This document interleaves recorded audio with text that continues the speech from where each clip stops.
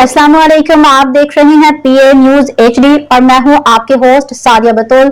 शामिल करते हैं आज की अहम खबर शामिल करते हैं हमारे नुमाइंदा खसूसी मियां नदीम इस्लामाबाद से। पंजाब में सैलाबी सूरत-ए-हाल संगीन सूरत इख्तियार कर चुकी है।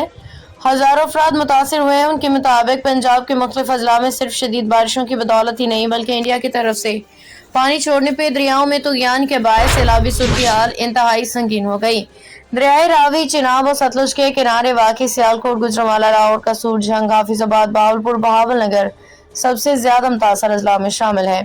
महकमे मौसमियात के मुताबिक दरियाओं में पानी की सतह खतरनाक हद तक बुलंद है, जबकि आइंदा दिनों में मजीद बारिशों की पेशनगोई ने सूरत-ए-हाल को मजीद तशवीशनाक बना दिया। रेस्क्यू हुकाम के मुताबिक अब तक पंजाब में 120 से ज्यादा अफराद जाम भाग, दर्जनों जख्मी हो चुके हैं। सैलाबी रेलों बारिशों के बायस हजारों एकड़ पर खड़ी कपास, मकई, धान की फसलें तबाह, जबकि सैकड़ों मकान ज़ेरे आबा के मुनहदम हो गए।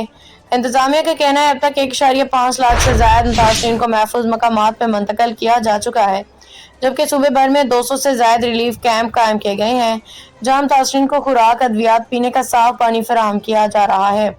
दुनिया भारत की जानिब से दरियाओं में पानी छोड़ने के पेश नजर मजीद सैलाबी खतरात मौजूद, ताहम कबल अज वक्त अलर्ट जारी होने से बड़े पैमाने पर जानी नुकसान से बचाव मुमकिन हुआ।